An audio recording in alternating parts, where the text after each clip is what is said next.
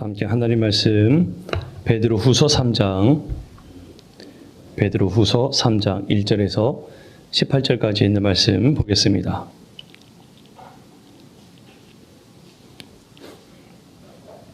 베드로후서 3장 1절에서 18절까지 있는 말씀입니다.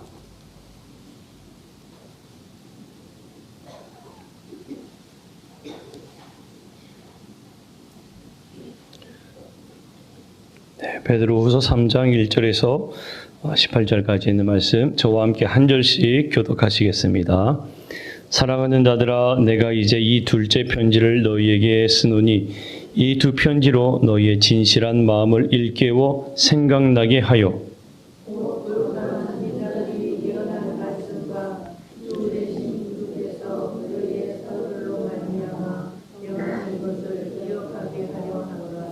먼저 이것을 알지니 말세에 조롱하는 자들이 와서 자기의 정욕을 따라 행하며 조롱하여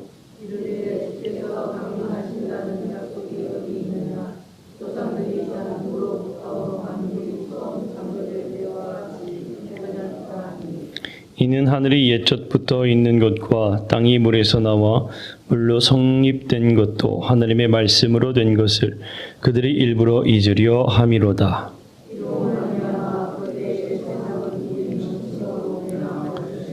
이제 하늘과 땅은 그 동일한 말씀으로 불사르기 위하여 보호하신 바 되어 경건하지 아니한 사람들의 심판과 멸망의 날까지 보존하여 두신 것이니라.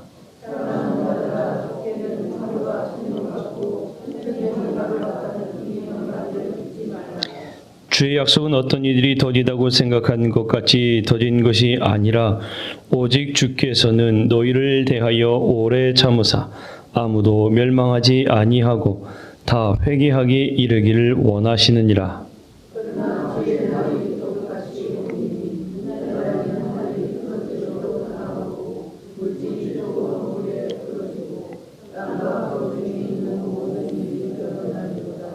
이 모든 것이 이렇게 풀어지리니 너희가 어떠한 사람이 되어야 마땅하냐. 거룩한 행실과 경건함으로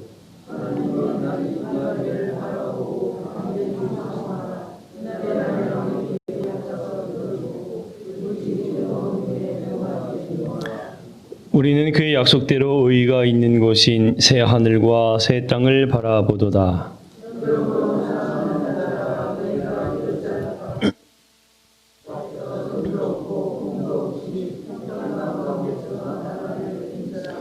또 우리 주의 오래 참으심이 구원이 될 줄로 여기라. 우리가 사랑하는 형제 바울도 그 받은 지혜대로 너희에게 이같이 썼고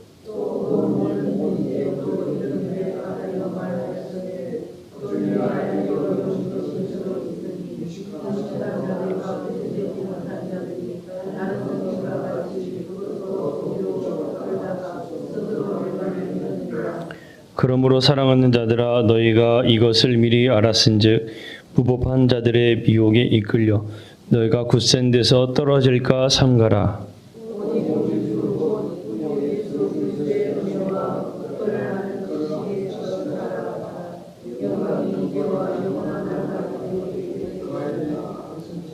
아멘. 네, 오늘 시간 하나님의 큰 은혜와 사랑과 또 주님 주시는 평강이 넘치는 귀한 은혜의 복된 시간 되기를 주님의 이름으로 간절히 축복합니다. 오늘은 야고보서 그리고 베드로 전후서 유다서를 우리가 함께 보고자 합니다. 야고보서는 구약의 잠언을 보는 듯한 느낌의 이제 서신서이고요. 베드로전서는 당시 로마 제국 안에서 이제 업신여김을 받고 또 오해받고 핍박받는 모든 성도들을 위로하고자 쓴 베드로의 편지입니다. 또 이어서 베드로 후서도 베드로 사도가 쓴 편지로 유언장과 같은 편지라 이야기할 수 있습니다. 당시 교회에 일어나기 시작한 이제 신비 철학 그리고 또 이제 이단이죠. 대표적인 이단인 이 영지주의 폐단 이런 것들을 지적하고 또 거짓 교사들을 조심하라고 경고하기 위해서 이 베드로 후서를 또 쓰기도 했습니다. 유다서는 당시 아주 성행했던 마찬가지로 물질은 악하고 영은 선한 것이다 이렇게 이분법적으로 생각하는 영지주의에 대해서 상당히 강한 경고를 하고 있고, 예수님은 완전한 하느님이시자 완전한 인간 되심을 강하게 주장하는 내용을 담고 있는 서신서입니다. 우리가 이제 이 공동 서신서라고 이제 이야기를 하는데, 이따가도 다시 한번 나누겠지만 이 말씀들을 통해서 우리 모두가 다 하나님의 귀한 은혜가 넘치기를 간절히 축복합니다. 자, 먼저 이 야고보의 편지를 우리가 보게 됩니다. 야고보서 1장에서 5장까지 있는 말씀인데, 야고보서는 이제 마치 구약의 잠언과 같은 글로서 예수님의 형제인 야고보가 쓴 편지입니다. 야고보 사도가 쓴 편지예요. 야고보서의 저자인 야고보는 예수님의 형제, 베드로의 형제죠. 예수님은 성육신하신 분이시고, 그 잉태 남자와 여자의 관계 속에서 일어난 탄생이 아닌 성령으로 말미암아 탄생하신 분 예수님이신데, 이 예수님이 탄생하신 이후에 마리아와 요셉 사이에서 태어난 이 예수님의 남동생이 바로 이 야고보입니다. 야고보. 이 야고보는 처음에 예수님을 믿지 않았죠. 그래서 예수님이 행하는 모든 일들에 대해서 마리아와 함께 한번 예수님을 찾아온 적이 있습니다. 그래서 제자들이 예수님에게 예수님의 어머니와 형제들이 찾아왔습니다라고 이야기할 때 예수님이 하나님의 말씀을 따라 살아가는 자들이 내 진정한 형제다라는 이런 말씀을 하신 바가 있죠. 야고보도 예수님을 처음에 믿지 않았던 사람이에요. 그런데 이 예수님께서 부활하신 후에 야고보에게 직접 나타나신 다음부터 이 예수님을 믿기 시작했습니다. 그리고 야고보와 형제들이 오순절날 성령의 오심을 간절히 소망하며 함께 성도들과 기도할 때 그 놀라운 은혜, 성령의 뜨거운 역사를 체험하고 난 다음 이 야고보는 이 교회의 상당히 중요한 지도자로 서게 됩니다. 이 예루살렘 공회에서도 상당히 초기 기독교인들에게 있어서 상당히 중요한 중심 인물로서 서게 되는 사람이 야고보예요. 이 야고보는 여러 군데 흩어져 있던, 그리고 박해를 받고 시험을 당하고 있던 이 성도들에게 뭐라고 이야기하는가 하면 기뻐하라, 그 고난을 기쁘게 받아들여라 라고 이야기를 해요. 이 고난을 기쁘게 받아들여라 라고 이야기한 또 다른 한 사람이 있지요. 누군가 하면 바로 사도 바울입니다. 사도 바울이 이미 일전에 한번 그 고난을 기쁘게 받아들여라 그런 말씀을 한번 나눈 적이 있습니다. 그 고난, 환난은, 그 어려움은 인내를 낳고 인내는 또 소망을 낳는다라는 말씀을 또 바울이 한 것처럼 야고보도 마찬가지로 이 고난 가운데에 기뻐하라는 이야기를 하고 있습니다. 고난 가운데 기뻐하라, 박해와 시련을 받는 것을 두렵게 생각하지 말고 오히려 하나님께서 생명의 면류관을 주실 것에 대한 희망을 이야기하고 있거든요. 이 야고보가 이렇게 이야기할 수 있는 이유는 무엇이겠습니까? 이미 그 사실을 이 야고보는 경험하였고 또 그것이 중요하다는 것을 본인 스스로가 너무나 잘 알기 때문에 이러한 고백을 하는 것입니다. 자, 야고보서 1장 12절 말씀 우리 한번 함께 읽어보도록 하겠습니다. 시작. 시험을 참는 자는 복이 있나니 이는 시련을 견디어낸 자가 주께서 자기를 사랑하는 자들에게 약속하신 생명의 면류관을 얻을 것이기 때문이라. 아멘.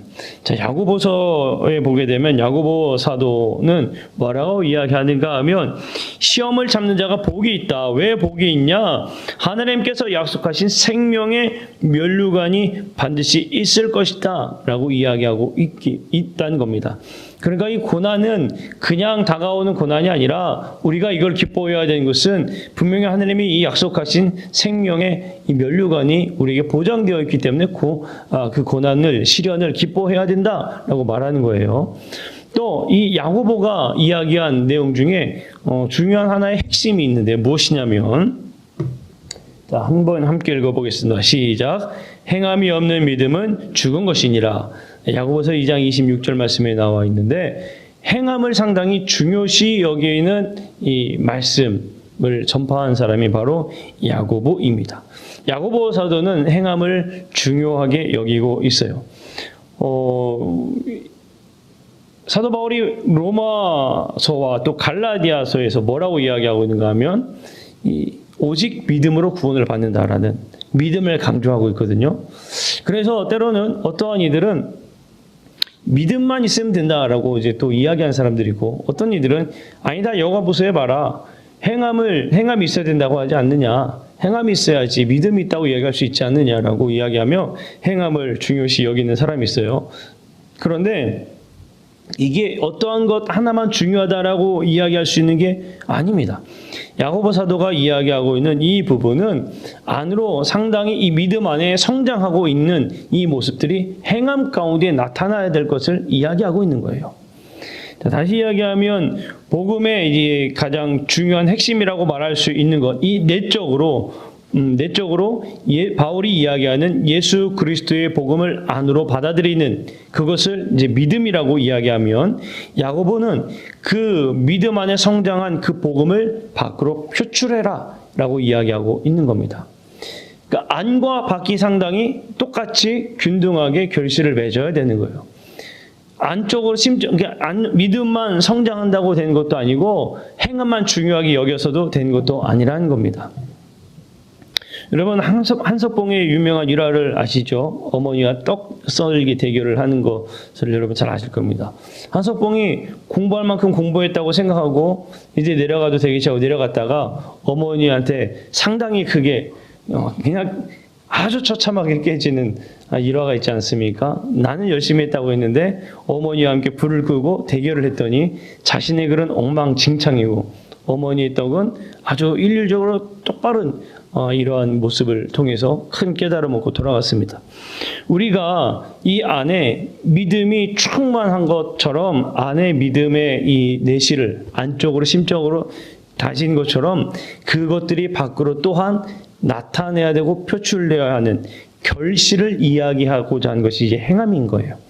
내가 믿음이 있는 것, 성장한 만큼 내 그 믿음의 성장에 결실을 보이는 것, 열매를 맺는 것, 이것에 대해서 이제 행함으로 이야기하고 있는 겁니다. 그러니까 행함만 가지고는 우리가 구원을 이야기할 수는 없죠. 또 믿음만 가지고서도 정말 그 구원에 이르렀다, 또 혹은 믿음의 성장을 이루었다라고 말할 수도 없는 겁니다. 똑같이 성장한 가운데 있을 때에 나타나는 것이 행함이라는 것을 여러분 우리는 기억해야 될 줄로 믿습니다. 말뿐인 섬김 아무런 의미가 없습니다. 말뿐인 사랑 아무런 의미가 없습니다. 우리 안에 하느님의 사랑이 성장한 것만큼 그 사랑이 우리의 몸으로 표출되어야 하는 것, 그것을 바로 야고보는 행함이 없는 믿음은 죽은 것이라고 강조하고 있는 내용이다라는 거예요. 그러니까 야고보는 믿음과 더불어 행함의 중요성을 강조하고 있는 겁니다. 믿음을 굳건히 하라 하는 이 이야기는 어떤 특별한 한 사람에게 주는 이야기라기보다는 모든 교회, 초기 교회 모든 교회의 공통된 메시지를 담고 있는 거예요. 그래서 이 공통된 모든 교회에 주는 서신서라고 이야기해서 공동서신이라고 이야기를 합니다. 그러니까 공동서신의 말씀은 오늘 살아가는 우리 그리스도인들에게도 동일한 믿음을 요구하고 있는 것이고, 모든 교회가 마찬가지로 상당히 세상의 풍파 가운데 떠밀려 있는 우리의 인생에서도 굳건한 믿음을 지켜나가야 할 그 말씀을 우리에게 전해주고 있는 말씀인 것입니다. 야고보는 바로 이러한 이야기를 우리에게 전해주고 있어요. 우리가 베드로 전후서 이제 볼 건데, 베드로 전후서에서 무엇을 이야기하는가 하면 고난과 소망을 함께 묶어서 제 이야기를 합니다. 고난 가운데 내일의 영광을 생각할 그러한 지혜를 이야기하고 있습니다. 고난 속에서 성숙해지고 또 영광 중에서 교만하지 않고 발전될 가능성을 꿈꿔야 한다는 것을 베드로 전후서는 이야기하고 있거든요. 특별히 이제 베드로 전서부터 한번 우리가 보겠습니다. 베드로의 첫 번째 편지 베드로전서 1장에서 5장까지 있는 말씀입니다. 주후 64년경 이제 네로 황제의 상당한 핍박이 있을 때죠. 로마의 대화재 사건 이후에 상당한 이 핍박을 받습니다. 끔찍한 형벌들이 계속적으로 이루어졌죠. 대표적인 그림 하나를 보면 바로 이 그림을 우리가 생각할 수가 있습니다. 이 로마의 원형 경기장 콜로세움이죠. 여기에 믿음의 초기 기독교인들을 두고 굶은 이 짐승들을 풀어서 살아있는 그냥 밥이 되도록 했던 아주 끔찍한 형벌을 가혹했던 이러한 형벌을 내렸던 것을 보게 됩니다. 이것은 극히한 일부분이고 상당히 많은 이루 말할 수 없는 끔찍한 형벌들을 당시에 계속적으로 주고 또 핍박하고 그랬죠. 아주 기독교 박해가 급속히 심해졌고 잔인했고 가혹했습니다. 자, 이러한 상황 가운데 있을 때 특별히 예수님의 제 첫 번째 수제자라고 말할 수 있는 베드로는 교회의 장래를 생각하지 않을 수가 없었습니다. 매우 염려했고 걱정했습니다. 그래서 이 베드로가 편지 가운데 고난과 핍박을 견디고 있는 성도들에게 힘과 격려를 주기 위해서 이 베드로 전서를 기록했다라고 볼 수 있는 거예요. 이 당시의 고난은 사실 지금의 우리의 고난과는 이루 말할 수 없는 차이를 가지고 있지만 그 고난은 현 살아가고 있는 우리들에게도 마찬가지로 다가오는 어려움입니다. 그래서 이 고난은 성도들에게 분명히 감당하기 어려운 일이기도 하지만 반면에 어떤 일이 있는가 하면 믿음을 더욱 강하게 만들기도 한다는 겁니다. 고난이 와야만이 그 믿음이 성장한다는 거예요. 고난 없이 평탄한 믿음의 생활만 하게 될 경우에 고난이 닥쳐왔을 때에 평탄함만 추구했던 사람들은 여지없이 쓰러지게 되어 있습니다. 그러나 고난을 견뎌냈던 사람들은 힘들고 어려운 순간이었지만 그 고난을 이기고 난 다음엔 다른 고난이 와도 그것을 충분히 이겨나갈 수 있는 믿음의 성장을 이룬다는 거예요. 자, 그러게 이제 이러한 믿음의 성장을 하기 위해서 무엇을 함께 이야기하는가 하면 소망을 이야기하는 거예요. 고난은 언젠가는 끝이 나고 우리는 하느님의 나라에 대한 소망, 그 소망을 이야기한다는 겁니다. 소망에는 무엇이 필요하다는 이야기일까? 결국에 인내가 필요하다는 이야기죠. 소망만 있는 것이 아니라 그 소망을 바라보기 위해서는 그 고난을 견뎌낼 인내가 필요하다는 이야기입니다. 제가 군 생활을 바닷가에서 해서 해양 경계 근무를 했습니다. 해양 경계를 근무를 했는데 이 겨울에 바닷가에서 이제 경계 근무를 섰거든요. 겨울 바닷바람은 여러분 상당히 매섭은 거 잘 아시잖아요. 얼마나 매서운지 잘 아실 겁니다. 그러면 이 근무를 서게 되면 전반기 근무자, 후반기 근무자 이렇게 나뉘었어요. 저희 근무할 때. 12시를 기점으로 전반기 근무자는 한 6시쯤, 겨울에는 저는 이제 겨울에 근무를 썼습니다. 추운 겨울날. 해가 일찍 떨어지니까 그때 좀 떨어질 때쯤 나가서 근무를 서요. 그러면은 깜깜하고 추워도 그래도 소망이 있어요. 어떤 소망이냐면 12시는 그래도 온다는 소망이 있는 거예요. 12시가 오면은 근무가 끝나고 돌아가서 라면 하나 끓여 먹고 그리고 잠을 자요. 하반기 근무자는 12시에 일어나서 아니구나. 12시 전에 일어나야 되네요. 12시 전에 일어나서 라면을 끓여 먹고 야식을 먼저 먹는 거죠. 그리고 근무지로 이제 12시까지 들어가는 겁니다. 그럼 12시부터 언제까지 근무를 섰냐? 해 뜨기 전까지 근무를 서는 거예요. 얼마나 추운지 모릅니다. 여러분, 새벽에 바다 그 가운데 있으면 너무나 추워요. 온몸을 몇 겹을 입어도 장갑 조그마한 구멍 하나 사이로 들어오는 그 바람이 온몸을 춥게 만들 정도로 너무 춥습니다. 가만히 몸을 내버려 둘 수가 없어요. 그런데도 견디는 거예요. 소망이 있어요. 왜요? 근무는 언젠가 끝나니까. 이게 끝나지 않는다는 이 소망이 없으면 상당히 힘들죠. 너무나 힘듭니다. 가끔씩 그런 훈련이 있을 때가 있어요. 12시에 맞춰야 되는데 그 시간을 넘겨야 되는 훈련이 있습니다. 그럼 그 넘기는 시간은 언제 끝날지 모르는 거예요. 언제 끝날지 몰라요. 언젠가는 끝난다는 거죠. 소망이 있어요. 그러니까 인내하고 기다리는 겁니다. 마찬가지로 그리스도인들에게 베드로가 이야기하는 게 결국에 우리에게 소망을 주고 그 소망이 있으니까 우리는 인내할 수 있다는 것을 말해주고 있는 겁니다.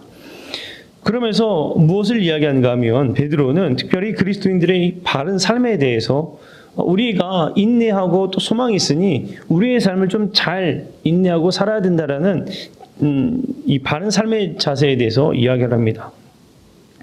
자, 사랑하라라는 이야기를 해요. 베드로 사도가 사랑하라, 원수까지도 사랑하라는 이야기죠.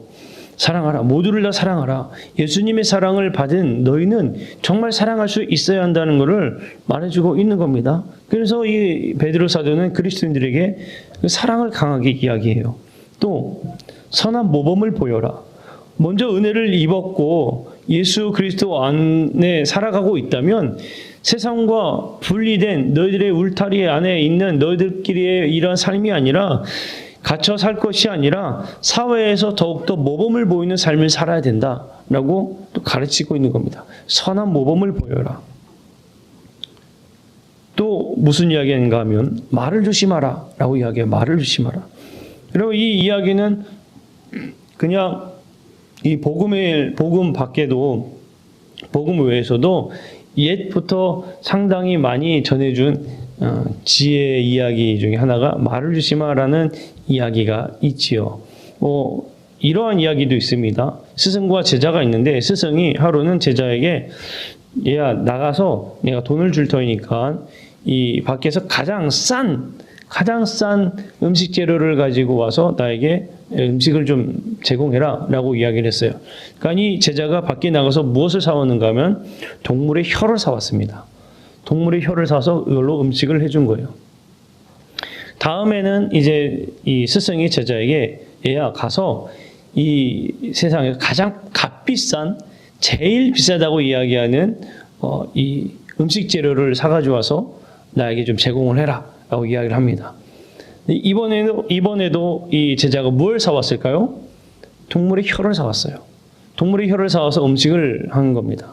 그러니까 이 스승이 제자에게 물었어요. 가장 이 값싸다고 사온 게 이 동물의 혀인데 동물의 혀가 마찬가지로 또 가장 비싸냐? 어떻게 된 일이냐라고 물었을 때 이 제자가 한 이야기가 이 혀라는 게 어떻게 쓰느냐에 따라 값싸지기도 하고 값비싸기도 합니다.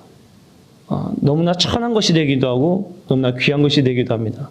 그래서 이 혀를 가지고 스승님께 음식을 제공했습니다라는 이런 이야기가 있어요. 마찬가지로 이 사도 베드로가 이야기하기에 있어서 사람이 살아가면서 여러 가지 일 중에 가장 큰 복을 받는 비결 중 하나가 입술을 잘 다스려야 될 것을 이야기합니다. 다른 사람의 허물을 들추어내는 그러한 말보다는 축복하고 칭찬하는 말로 화평과 긍휼로 의의 열매를 맺는 삶을 살아라 그렇게 이야기하고 있는 거예요. 그래서 그리스도인들은 모이면은 누구를 험담하고 누군가의 이러한 잘된 점을 깎아내리고 안 좋은 점을 이야기하고 이러기보다는 오히려 그리스도인들은 모이면은 항상 누군가를 칭찬하고 또 좋은 점을 이야기하고 축복하고 이러한 사람들이 되어야 할 줄로 믿습니다. 여러분, 그리스도인들은 이러한 삶을 살아야 돼요. 낮밤은 새가 듣고 밤말은 쥐가 된다고 하죠. 예. 카페 가서 이야기를 막 하는데 얼마나 누군가의 이야기를 하는지 몰라요. 그런데 그 이야기 속에 들리는 말 중에 집사님, 권사님 이런 이야기가 들리는 경우가 있습니다. 이래서는 안 되겠죠.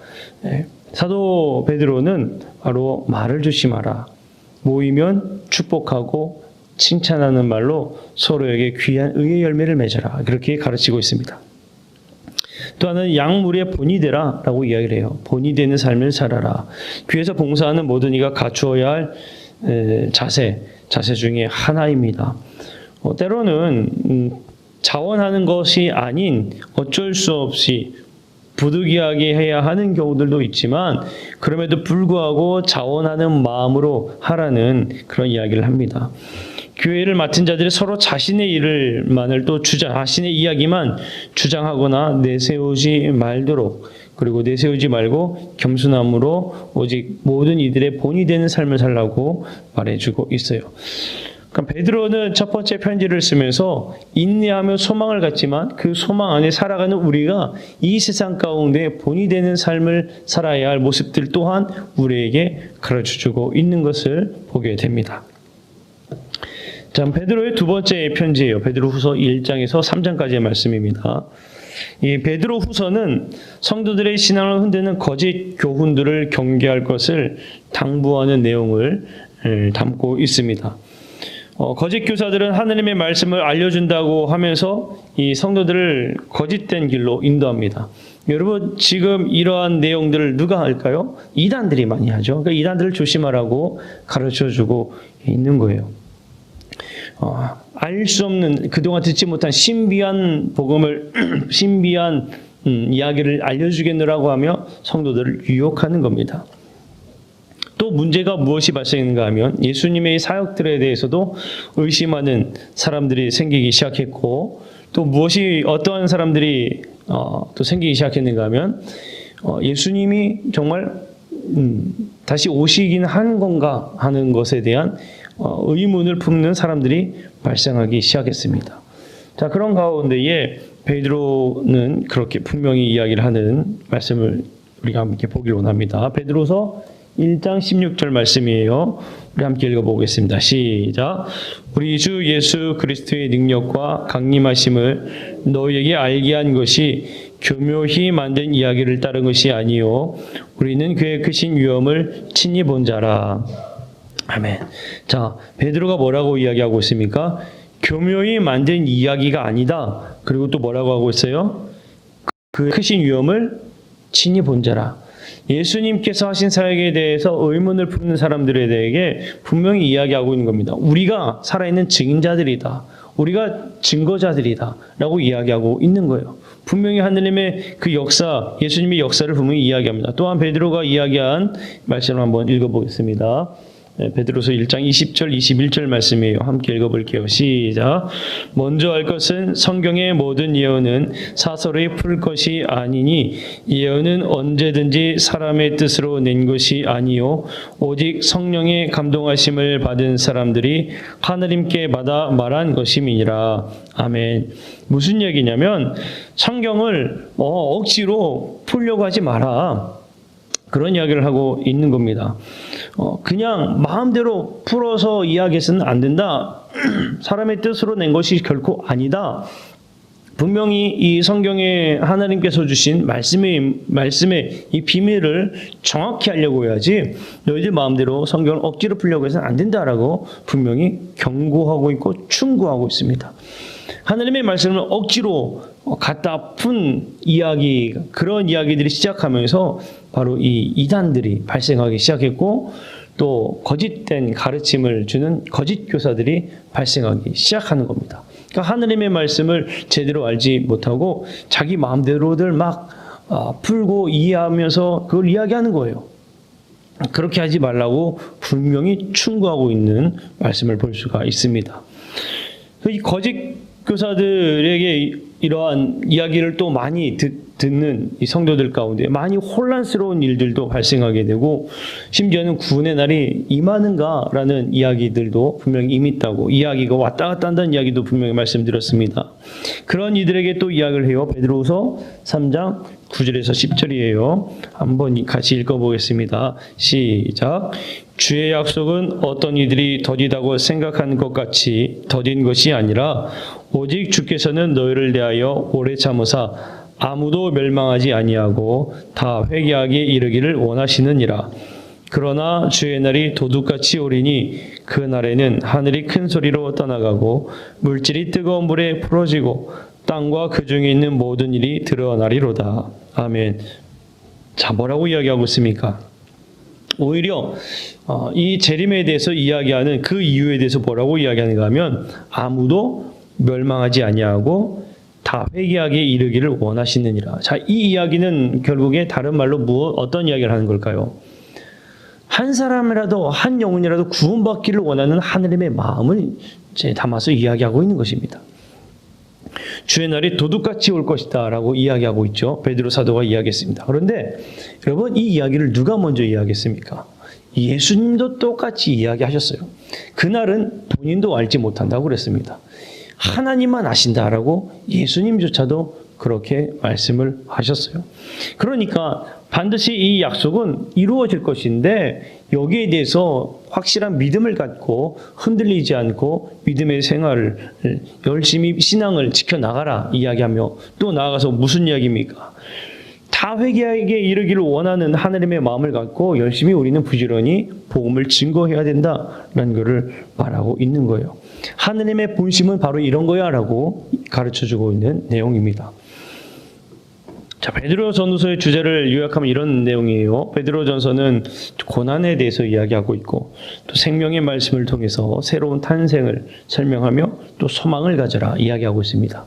베드로후서는 지식, 경험적인 인식들, 성령의 하나님의 은혜에 대한 이 체험들, 이러한 지식과 그리스도의 은혜와 지식 안에서 성장하는 것이 참 필요하다라는 걸 말하고 있고 이단들을 강력히 경계하는, 퇴치할 것에 대해서 말해주고 있는 내용을 가지고 있습니다. 자, 이러한 베드로 전서와 후서 이 이야기 이후에 유다서 우리가 마지막으로 유다의 편지를 우리가 보게 될 겁니다. 유다서 1장에 있는 말씀이에요. 이 유다서는 베드로후서 2장과 내용이 비슷합니다. 무슨 이야기냐면 이 베드로후서 2장과 비슷한 내용은 바로 이 교회가 박해를 받고 성도들 가운데 배교하는 이들이 생기는 이 어려운 때에 믿음을 더 굳건하게 하기 위해서 교훈을 주는 이러한 말씀입니다. 이 유다서는 사도 야고보의 동생, 야고보가 예수님의 동생이라고 그랬죠. 그러니까 예수님의 또 동생이죠. 야고보의 동생인 유다가 자신을 예수 그리스도의 종이라 이렇게 소개하면서 쓴 편지입니다. 예수님이 형제이지만 자신을 예수님의 종으로 소개하며 쓴 편지예요. 성도들에게 닥친 고난, 핍박이 순교를 각오해야 할 만큼 큰 위험으로 다가오고 있었죠. 아까 저희도 말씀드리고 또 보여드렸던 것처럼 이제 예수님을 믿는 것이 단순히 유대인들이 핍박하는 수준이 아니라 목숨까지도 내걸어야 하는 상황에 있었습니다. 그러니까 그만큼 교회가 어려움에 처하게 되었죠. 이제 이들이 힘든 싸움을 싸우고 있다는 소식이 유다에게 들려왔고 유다는 믿음의 도를 지키기 위해 악한 세력과 힘써 싸우라 그렇게 권면하고 있는 겁니다. 마치 우리가 지금의 때로 생각하면은 이렇게 이야기할 수 있을 것 같아요. 예전에 불과 1, 2년 전이죠. 코로나 한참 코로나 시기에 어느 교회에서 뭐 이런 코로나가 발생했다 이런 이야기가 들리고 했을 때에 교회들이 상당히 핍박받고 어려웠습니다. 신앙을 지키는 게 어려울 정도였어요. 근데 마치 그러한 비슷한 우리가 시기를 생각할 수가 있을 것 같아요.